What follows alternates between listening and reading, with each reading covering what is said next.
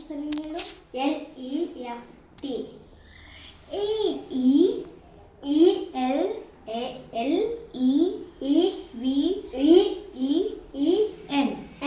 11. ಈಗ ಹೇಳು. LEFT. ಚಿಂಟು ಯಾಕಮ್ಮ ಬೇಜಾರಾಗಿದೆಯಾ? ಏನಾಯಿತು? ಮ್ಯಾಮ್ ಎಷ್ಟು ಹೇಳ್ಕೊಟ್ರು ಬರ್ತಾನೆ ಇಲ್ಲ ಮ್ಯಾಮ್ 11 ಸ್ಪೆಲ್ಲಿಂಗು. ನೀವು ಬಂದರೆ ನೀವು ಬೈತೀರಾ ಅಂತ ಬೇರೆ ಭಯ ಆಯಿತು ಮ್ಯಾಮ್. ಇವಳಿಗೆ ಎಷ್ಟು ಹೇಳ್ಕೊಟ್ರು ಸಾಲ್ತಾನೆ ಇಲ್ಲ ಮ್ಯಾಮ್. ಅದಕ್ಕೆ ಇಷ್ಟು ಬೇಜಾರು ಮಾಡ್ಕೊಂಡಿದ್ಯಾ? ಇದಕ್ಕೆ ನನ್ನ ಹತ್ರ ಒಂದು ಸೊಲ್ಯೂಷನ್ ಇದೆ, ನಾನು ಹೇಳ್ಕೊಡ್ತೀನಿ. ಏನು ಮಾಡಬೇಕು? ಅವಳಿಗೆ ಮೆಡಿಟೇಷನ್ ಮಾಡಿಸ್ಬೇಕು, ಮತ್ತು ನೆನ್ಪಿಟ್ಕೊಳಕ್ಕೆ ಒಂದು ಮಂತ್ರನ ಹೇಳ್ಕೊಡ್ತೀನಿ ನಾನು. ಓ ಮ್ಯಾಮ್ ನಂಗೆ ಈ ಚಾನೆಲ್ ಗೊತ್ತು ಮ್ಯಾಮ್, ಕಲರ್ಫುಲ್ ಲೈಫ್ ಚಾನೆಲ್ ಅಲ್ವಾ? ಯಾವ ಚಾನಲ್ ಅಂದೆ? Colourful life channel. Yes, colourful life channel, ಅಧ್ಯಾತ್ಮ ನೆಮ್ಮದಿಯ ಮಾರ್ಗ. ಈ ಚಾನಲಲ್ಲಿ ನಿನಗೆ ಎಲ್ಲದಕ್ಕೂ ಈ ಥರದಕ್ಕೂ ಸೊಲ್ಯೂಷನ್ ಸಿಕ್ಕೇ ಸಿಗುತ್ತೆ. Thank you ma'am. ನಮಸ್ತೆ ವೀಕ್ಷಕರೇ, welcome to colourful life channel, ಆಧ್ಯಾತ್ಮ ನೆಮ್ಮದಿಯ ಮಾರ್ಗ. ವೀಕ್ಷಕರೇ, ನೀವು ನೋಡಿರ್ಬೋದು ಆ ಮಗುಗೆ ಎಷ್ಟು ಹೇಳ್ಕೊಟ್ರು ಬರ್ತಾ ಇರಲಿಲ್ಲ. ಸೊ ಅದರಿಂದ ನಾನೊಂದು ಸೊಲ್ಯೂಷನ್ ತರಕ್ಕೆ ಬಂದಿದ್ದೀನಿ ನಿಮಗೋಸ್ಕರ.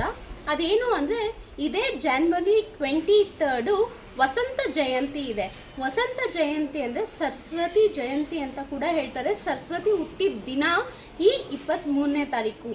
ಈ ದಿನ ನೀವು ಒಂದು ಸಣ್ಣ ಮಂತ್ರ ಹೇಳಿ ದೇವಿಗೆ ಪೂಜೆ ಮಾಡಿದ್ರೆ, ಅದರಲ್ಲೂ ಸರಸ್ವತಿ ದೇವಿಗೆ ಪೂಜೆ ಮಾಡಿದ್ರೆ ಖಂಡಿತ ನಿಮ್ಮ ಮಕ್ಕಳು ಚೆನ್ನಾಗಿ ಓದ್ತಾರೆ, ಓದಿರೋದನ್ನ ನೆನಪಿಟ್ಕೊತಾರೆ, ಅವರು ವಿದ್ಯಾಭ್ಯಾಸ ಹೆಚ್ಚುತ್ತೆ, ಅವರು ಜೀವನದಲ್ಲಿ ತುಂಬ ಚೆನ್ನಾಗಿ ವಿದ್ಯಾಭ್ಯಾಸ ಅವ್ರ ತಲೆಗೆ ಒಲಿಯುತ್ತೆ. ಇವತ್ತು ಅಂದರೆ January 23ನೇ ತಾರೀಕು ಸರಸ್ವತಿನ ನೀವು ಒಲಿಸ್ಕೊಬೋದು. ಆ ದೇವಿಯ ಆಶೀರ್ವಾದನ ನೀವು ಆರಾಮಾಗಿ ಪಡ್ಕೊಬೋದು. ಹಾಗಿದ್ರೆ ಯಾರು ಈ ಪೂಜೆನ ಮಾಡ್ಬೋದು ಅಂತ ಅಂದರೆ, 1.5 ವರ್ಷದಿಂದ ಮೇಲ್ಪಟ್ಟ ಮಕ್ಕಳು ಈ ಪೂಜೆನ ಮಾಡ್ಬೋದು. ತೀರಾ ಚಿಕ್ಕ ಮಕ್ಕಳು ಮಂತ್ರ ಹೇಳಲಿಕ್ಕೆ ಬರಲಿಲ್ಲ ಅಂದರೆ ತೊಂದರೆ ಇಲ್ಲ, ಅವ್ರ ತಾಯಿ ಈ ಪೂಜೆನ ಮಾಡಿ ಆ ಫಲನ ಆ ಮಕ್ಕಳಿಗೆ ದಾರೆ ಎರಿಬೋದು. ಹೇಗೆ ಈ ಪೂಜೆ ಮಾಡಬೇಕು ಅಂತ ತಿಳಿಸ್ಕೊಡ್ತೀನಿ. 23ನೇ ತಾರೀಕು ಮಧ್ಯರಾತ್ರಿ 2:20ರಿಂದ ನೆಕ್ಸ್ಟ್ ಡೇ 24th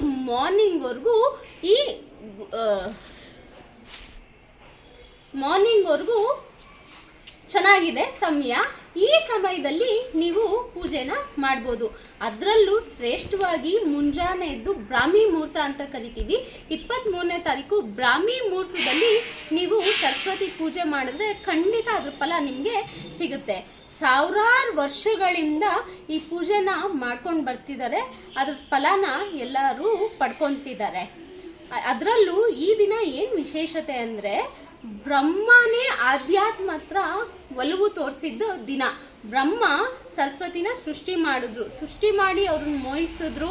ಅದಾಗಿದ ನಂತರ ಸರಸ್ವತಿ ಅಂದರೆ ಏನು, ವಿದ್ಯೆ ಅಂತ. ವಿದ್ಯೆನ ಆ ತಾಯಿನ ಒಲಿಸ್ಕೊಬೇಕಾದ್ರೆ ನಮ್ಗೆ ಎಷ್ಟು ಶ್ರೇಷ್ಠವಾಗಿ ಆ ತಾಯಿಗೆ ಪೂಜೆ ಮಾಡಬೇಕಾಗುತ್ತೆ.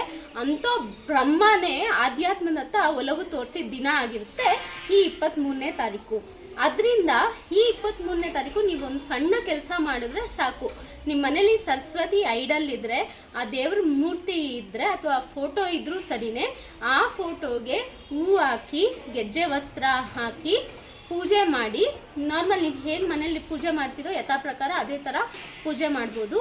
ಪೂಜೆ ಮಾಡಿ ನೈವೇದ್ಯಕ್ಕೆ ಯೆಲ್ಲೋ ಕಲರ್ ಏನಾದರೂ ಮಾಡಿ ನೈವೇದ್ಯನ ಇಡಬೇಕಾಗುತ್ತೆ. ಕೇಸರಿ ಬಾತ್ ಆಗಿರ್ಬೋದು ಅಥವಾ ಯೆಲ್ಲೋ ಕಲರ್ ಯಾವುದು ನಿಮ್ಗೆ ಇಷ್ಟನೋ ಆ ಫುಡ್ಡನ್ನ ತಯಾರು ಮಾಡಿ ನೀವೇ ನಿಷ್ಠೆಯಿಂದ ತಯಾರು ಮಾಡಬೇಕಾಗುತ್ತೆ. ಮಡಿ ನೋಡಿಕೊಂಡು ನೀವು ತಯಾರು ಮಾಡಿ ಆ ದೇವಿಗೆ ಅರ್ಪಿಸಿ ಪೂಜೆ ಮಾಡಿದ ನಂತರ ನಿಮಗೆ ಈ ಮಂತ್ರ ಹೇಳಬೇಕಾಗುತ್ತೆ. ಇಲ್ಲಿ ನಿಮಗೆ ಕಾಣ್ತಿದೆ ಮಂತ್ರ.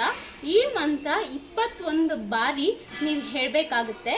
ಆ 21 ಬಾರಿ ಹೇಳಿ ನಂತರ ಆ ಪ್ರಸಾದನ ನೀವು ತಗೊಳ್ಬೇಕು. ಸಾಧ್ಯವಾದಷ್ಟು ಸ್ವಲ್ಪ ಹೆಚ್ಚಿಗೆ ಆ ಪ್ರಸಾದನ ಮಾಡಿ ಇರೋ ಮಕ್ಕಳಿಗೆಲ್ಲ ಹಂಚ್ಬಿಟ್ಟು ಬನ್ನಿ. ಮತ್ತು ದೇವಿ ದೇವಸ್ಥಾನ ಇದ್ದರೆ, ಅದರಲ್ಲೂ ಸರಸ್ವತಿ ತಾಯಿ ದೇವಸ್ಥಾನ ಇದ್ದರೆ ನೀವು ಹೋಗ್ಬಿಟ್ಟು ಬನ್ನಿ, ಅಲ್ಲಿಂದ ಪ್ರಸಾದನೂ ತೊಗೊಂಬನ್ನಿ. ಇಲ್ಲ ಸಾಧ್ಯವಾಗಲ್ಲ ನಾವು ದೇವಸ್ಥಾನಕ್ಕೆ ಹೋಗೋಕ್ಕೆ ಅಂದರೆ ಮನೇಲಿರೋ ದೇವರಿಗೆ ನೀವು ಪೂಜೆ ಮಾಡಿ 21 ಬಾರಿ ಈ ಮಂತ್ರನ ಹೇಳಿ ದೇವರಿಗೆ ಪ್ರಸಾದನ ನೈವೇದ್ಯ ಮಾಡಿ ಆ ಪ್ರಸಾದನ ನೀವು ಸೇವನೆ ಮಾಡಬೇಕಾಗುತ್ತೆ. ಒಂದು ಪಕ್ಷದಲ್ಲಿ ಚಿಕ್ಕ ಮಕ್ಕಳಿದ್ದು ಅವರು ಹೇಳಲಿಕ್ಕೆ ಆಗಲ್ಲ ಅಂತ ಅಂದರೆ ತಾಯಿಯಂದ್ರೆ ಇರ್ತೀರಲ್ಲ, ಮಗುನ ಪಕ್ಕದಲ್ಲಿ ಕೂರಿಸ್ಕೊಂಡು ಈ ಮಂತ್ರನ ಹೇಳಿ ಪೂಜೆ ಮಾಡಿ ಖಂಡಿತ ಸರಸ್ವತಿ ದೇವಿ ನಿಮ್ಮ ಮಕ್ಕಳಿಗೆ ಒಲಿತಾಳೆ. ಅದಲ್ದಿರ ಇವತ್ತು ಯಾರು ತೀರಾ ಪುಟ್ಟ ಮಕ್ಕಳಿರ್ತಾರೆ, ಅಕ್ಷರಾಭ್ಯಾಸ ಮಾಡಬೇಕು ಅಂತ ಇರ್ತೀರಲ್ಲ, ಅದು ಕೂಡ ಇವತ್ತು ಶ್ರೇಷ್ಠವಾದ ದಿನ. ಎಷ್ಟೋ ಜನ ವೆಯ್ಟ್ ಮಾಡಿಕೊಂಡು ಈ ದಿನಕ್ಕೋಸ್ಕರನೇ ಕಾಯ್ತಾ ಇರ್ತಾರೆ ಮಕ್ಕಳಿಗೆ ಅಕ್ಷರ ಅಭ್ಯಾಸ ಮಾಡೋಕ್ಕೆ.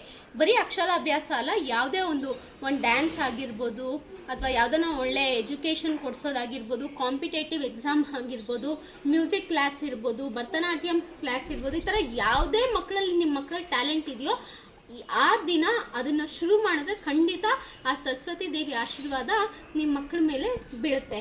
ಈ ದಿನ ಕಾಯ್ಕೊಂಡಿರ್ತಾರೆ, ಕಾದು ಈ ದಿನಕ್ಕೋಸ್ಕರ ಆ ಕೆಲಸನ ಒಳ್ಳೆ ಕೆಲಸ ಮಾಡೋಕ್ಕೆ ಪ್ರಾರಂಭ ಮಾಡ್ತಾರೆ. ನಿಮ್ಮಲ್ಲಿ ಪುಟ್ಟ ಮಕ್ಕಳಿದ್ರೆ ಅಕ್ಷರ ಅಭ್ಯಾಸ ಕೂಡ ಈ ದಿನನೇ ಮಾಡಿಸಿ. ಮತ್ತು ಯಾರು ವಿದ್ಯೆ ಬರಲ್ಲ, ಯಾರಿಗೆ ಎಷ್ಟು ಓದಿದ್ರು ನೆನಪಿನ ಶಕ್ತಿ ಇರಲ್ಲ, ಮತ್ತು ಮರುವಿನ ಕಾಯಿಲೆ ಇರುತ್ತೆ, ಮತ್ತು ಓದೋಕ್ಕೆ ಇಂಟ್ರೆಸ್ಟ್ ಇರಲ್ಲ, ಇಂಥ ಮಕ್ಕಳಿಗೆಲ್ಲ ನೀವು ಈ ದಿನ ನಾನು ಹೇಳಿದ ಕೆಲಸ ಮಾಡಿ ಖಂಡಿತ ಆ ಸರಸ್ವತಿ ದೇವಿ ಆಶೀರ್ವಾದ ನಿಮಗೆ ಸಿಗುತ್ತೆ. ಹಾಗಿದ್ರೆ ನೀವೆಲ್ಲ ಮಾಡ್ತೀರಾ ಅಂತ ಆಶಿಸ್ತೀನಿ. Thank you.